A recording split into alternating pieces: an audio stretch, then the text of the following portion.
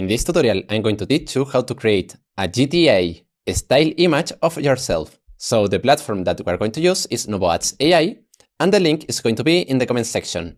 Once you arrive here, you need to create an account, and after that, you will arrive here. Now we have to click in the image section. Here we need to go to settings, and in model, we're going to use the GPT Image 2 model. Now here in quality, we're going to use the medium quality. And now we have to click here in reference and upload an image of ourselves. So let's click here. Now here where it says describe your image, I'm going to use the following prompt that is going to be in the comment section.